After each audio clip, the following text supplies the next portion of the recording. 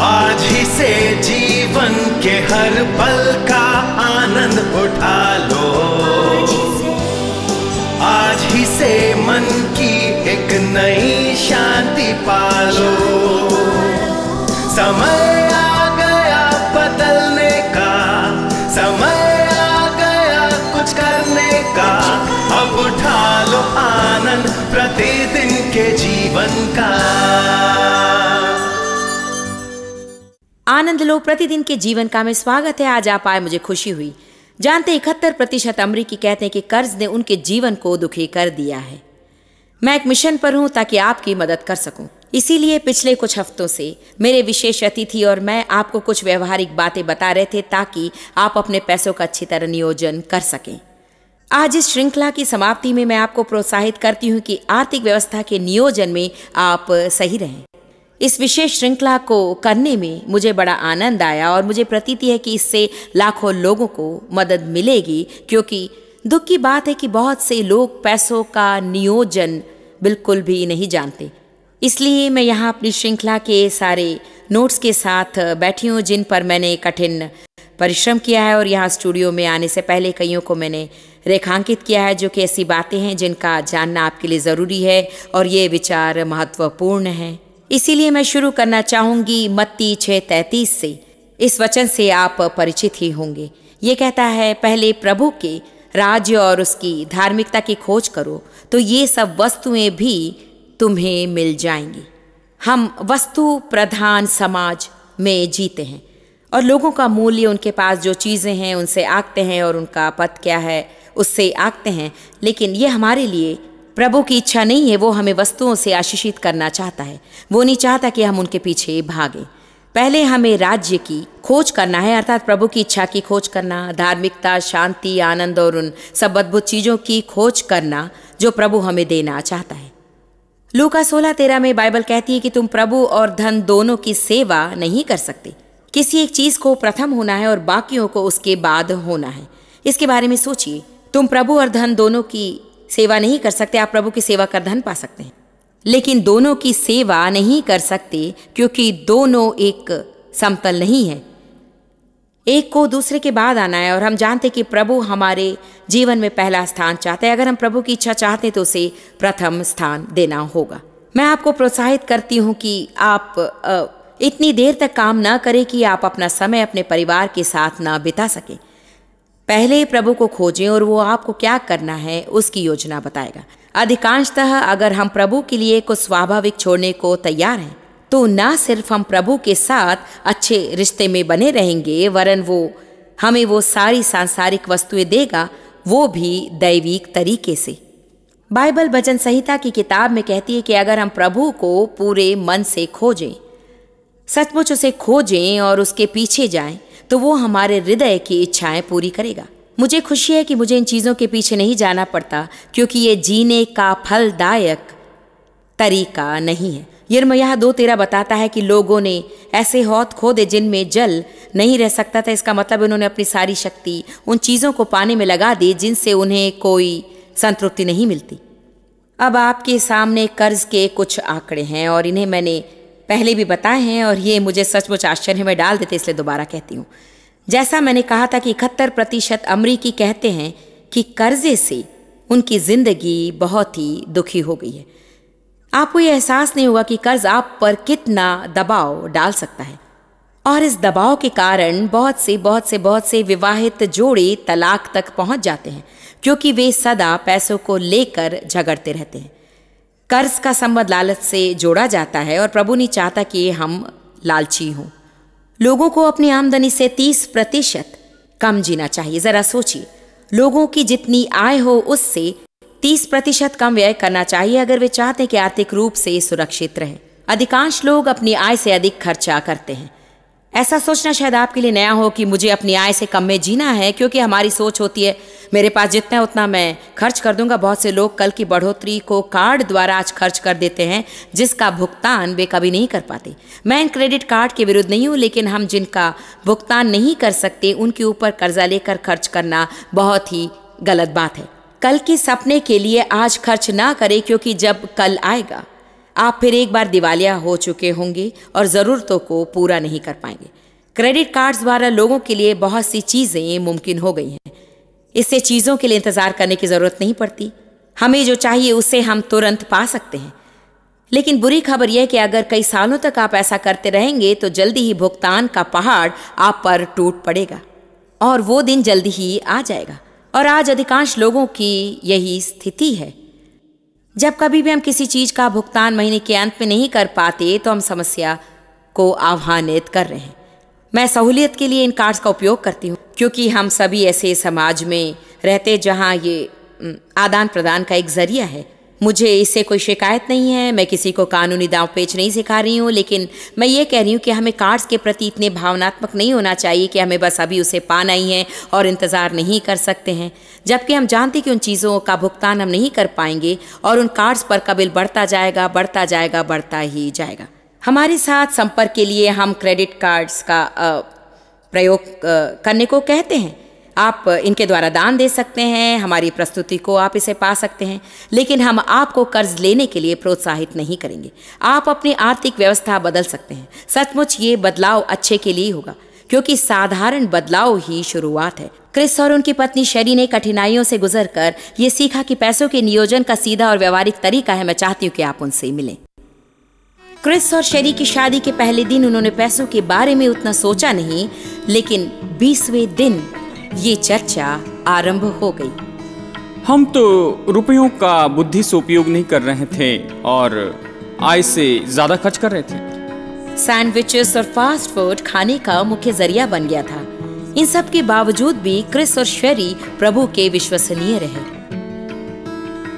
शादी के तुरंत बाद पहला काम जो हमने किया वो था दान देना। और मैंने शेरी से कहा कि चाहे कुछ भी हो जाए, पैसा हो या ना हो, हम दान तो जरूर देंगे। परिवार बढ़ता गया, विश्वास को बनाए रखना मुश्किल हो गया और कर्जा बढ़ता गया। और अब बच्चों के साथ नई जिम्मेदारियां थीं। कोई और भी है जिनकी हमें जिम्मेदारियां निभानी थी। उनकी सारी जरूरतों को पूरा करना था। आर्थिक स्थिति को सुधारने का उन्होंने दूसरा जरिया भी ढूंढा। जॉयस मेयर के व्यवहारिक संदेश ने उन्हें जरूरत वाली वो दिशा दिखाई। लोग कहते हैं काश मेरे पास इतने पैसे होते तो मैं ये करता।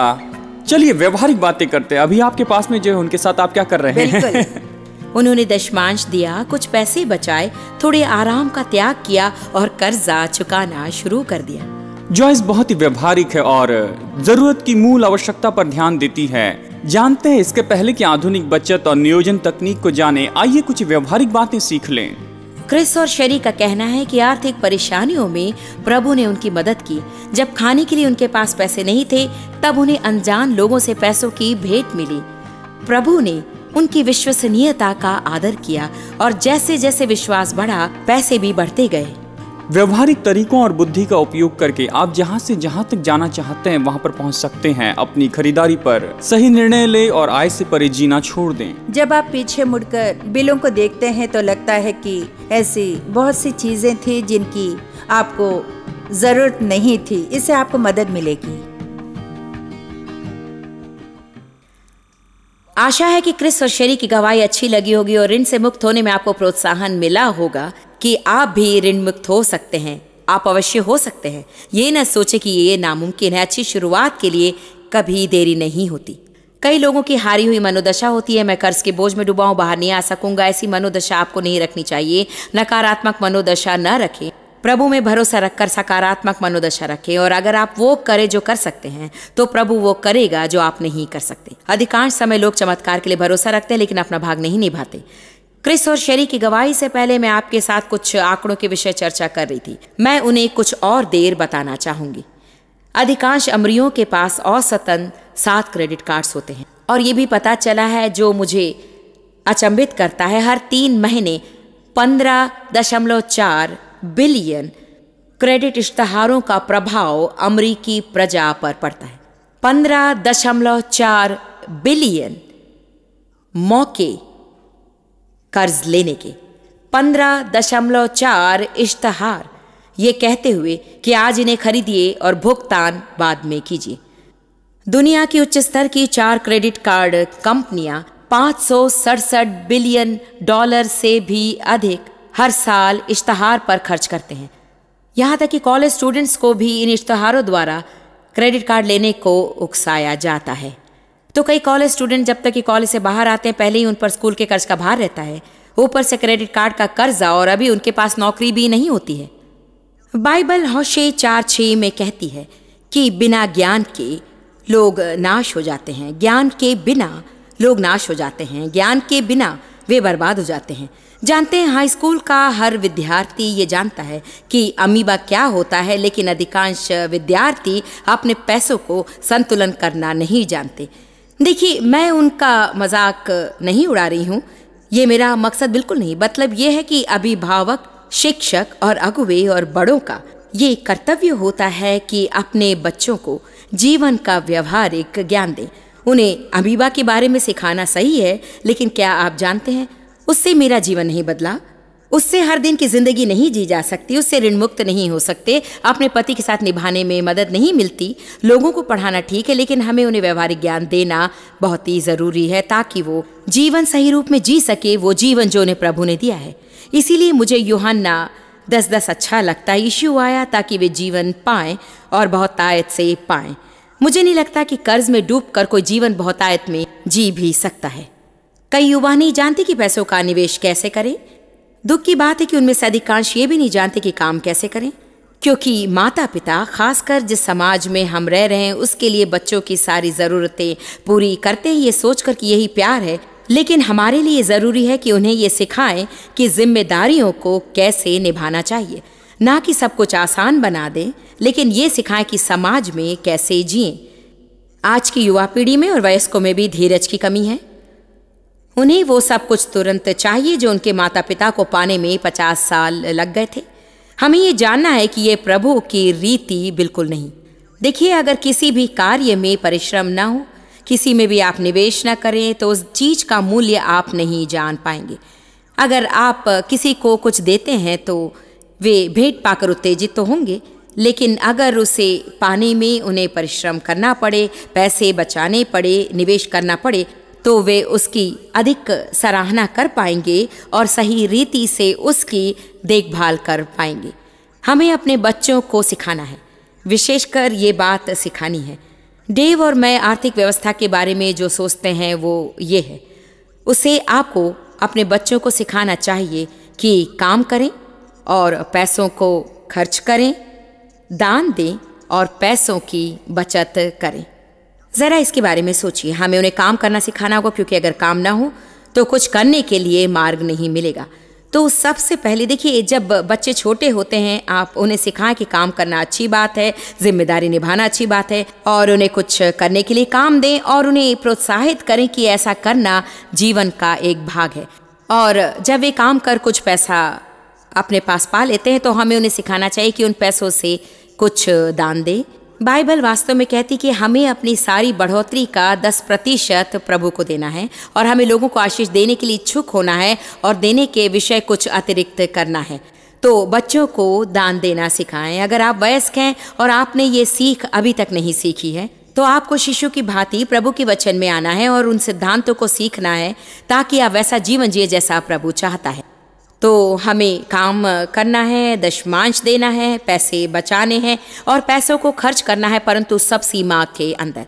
मैं इस विषय पर और बातें बताऊंगी, लेकिन इस वक्त हम एक छोटा सा ब्रेक लेंगे। तो बने रहें और पैसों के नियोजन के सीधे व्यवहारिक उपायों को आप जानें। अब उठा लो आनंद प्रतिदिन के जीवन का, अब उठा लो आनंद प्रतिदिन के जीवन का। कार्यक्रम में दोबारा स्वागत है। पिछले 3 हफ्तों से कार्यक्रम में हम पैसों के नियोजन के बारे में आपको शिक्षण दे रहे हैं और मैं इतना समय निकाल कर ऐसा शिक्षण नहीं देती अगर मुझे नहीं लगता कि बहुत बहुत बहुत महत्वपूर्ण है। मेरा लक्ष्य है कि जिस जीवन को देने के लिए यीशु मरा उसका आनंद लेने में आपकी मदद करूं। उस जीवन का आनंद उठाएं जिससे देने यीशु मरा।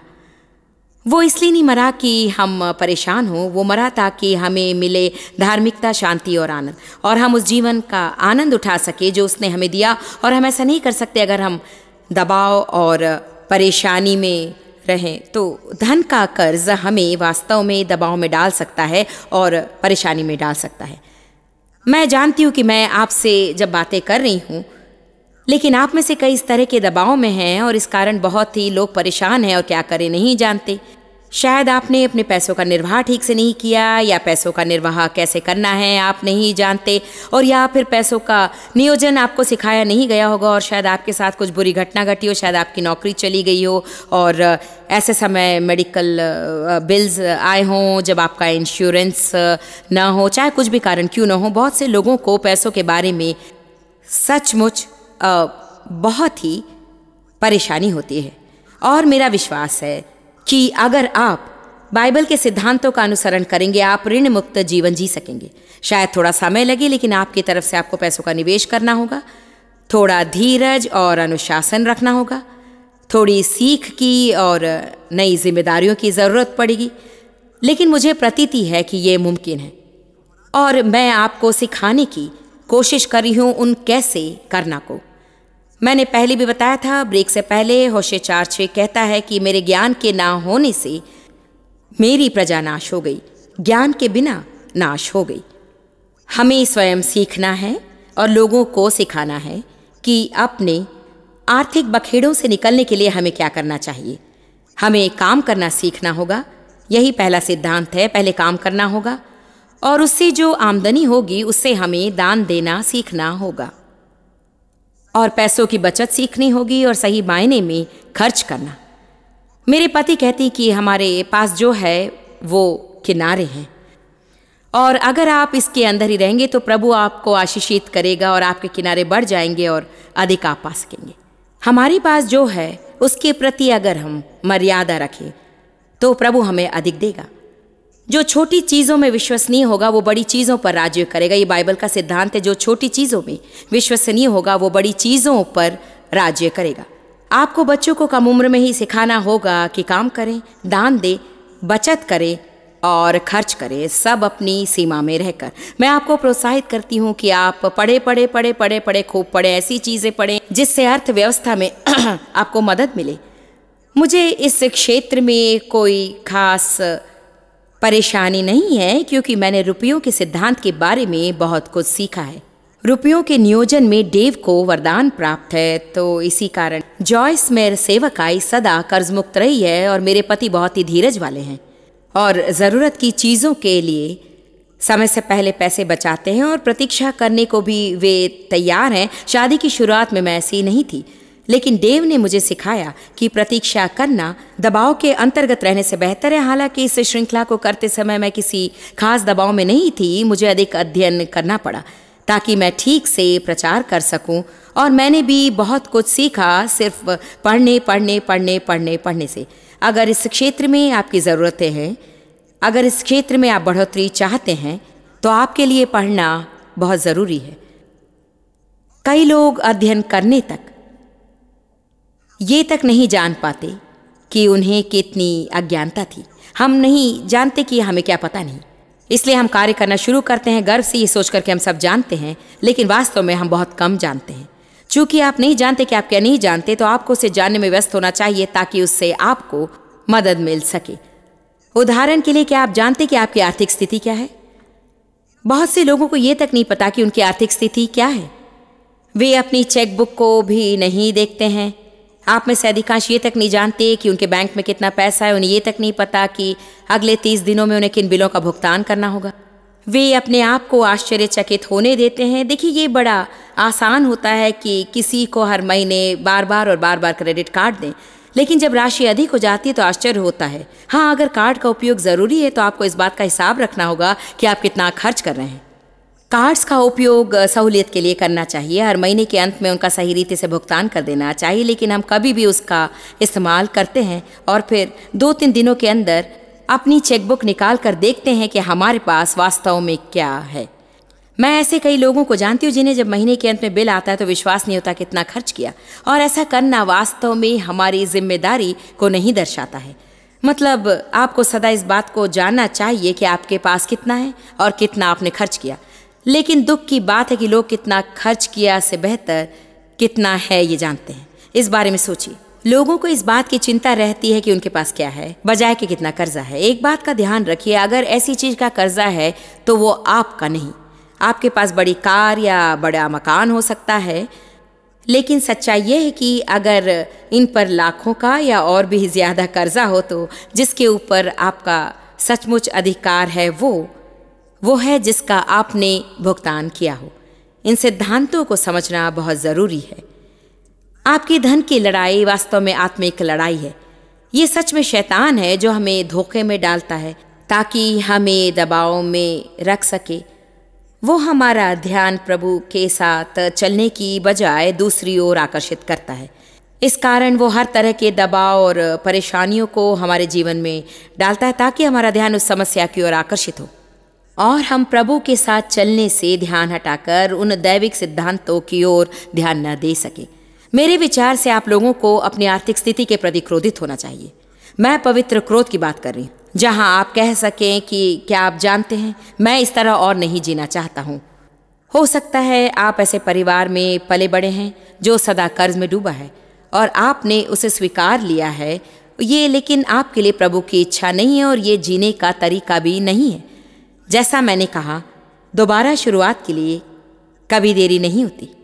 मैंने पहले भी कहा था, दोबारा कहूंगी, आप अपनी परिस्थिति को देखकर सोचते हैं कि कर्ज से बाहर आने का कोई रास्ता दिखाई नहीं देता है, क्योंकि बहुत सी बखेड़ों में मैं फंस गया। जानते हैं, जो मनुष्यों के लिए नामुमकिन है वो प्रभु के लिए मुमकिन है। प्रभु के चमत्कार के बिना आप इस परिस्थिति से बाहर नहीं आ सकते। लेकिन मेरा विश्वास है कि आप एक काम कर सकते हैं, आप उस चमत्कार के लिए बीज बो सकते हैं और जो कर सकते हैं उसे करने के द्वारा। जो हम नहीं कर सकते प्रभु उसे करेगा। आपको एक योजना बनानी है, उसके साथ लगे रहना है, अपना श्रेष्ठ कदम आगे बढ़ाना है। आपको पढ़ना होगा, आपको सीखना होगा और इस क्षेत्र में बढ़ना होगा और सबसे पहले अपने रुपयों की स्थिति को जानना होगा। मैं प्रोत्साहित करती हूँ कि कितना आपका है, कितना कर्जा है, उसे लिख लें। जो कुछ आपके पास है जिसे आप ज़रूरत पड़ने पर बेच सकते हैं, उनकी सूची तैयार करें, क्योंकि वो आपकी जायदाद है जिनसे आप पैसे पा सकते हैं। ऐसी चीज़ों की सूची बनाएं जो आपकी है, लेकिन वो ऐसी चीज़ें नहीं जिन्हें आप जल्दी से बेचकर पैसे कमा सकें। जितना आपके पास है और जितना आप पर कर्जा है, उस सच्चाई को आप समझिए और अपनी भावनाओं के महसूसीकरण पर जाए बिना प्रभु से मदद के लिए प्रार्थना करें, अध्ययन करें और आप बखेड़े से बाहर आ जाएंगे। हमारे पास ऐसे स्रोत हैं जो इसमें आपकी मदद करेंगे। इस तरह के व्यक्ति ना बने जो सिर्फ बैठा सोचता है कि काश मैं कर्ज में ना पड़ता या मेरी परिस्थिति ऐसी या वैसी ना होती। अपना भाग करें, जो करना है उसे करें, जिम्मेदार रहें और आप जो नहीं कर सकते प्रभु उसे कर आपकी मदद करेगा। हमसे जुड़े रहें, सारी जानकारी पाएं। याद रखें, हमें आपसे प्रेम है और प्रभु में विश्वास है कि आपका भविष्य अवश्य ऋण मुक्त होगा।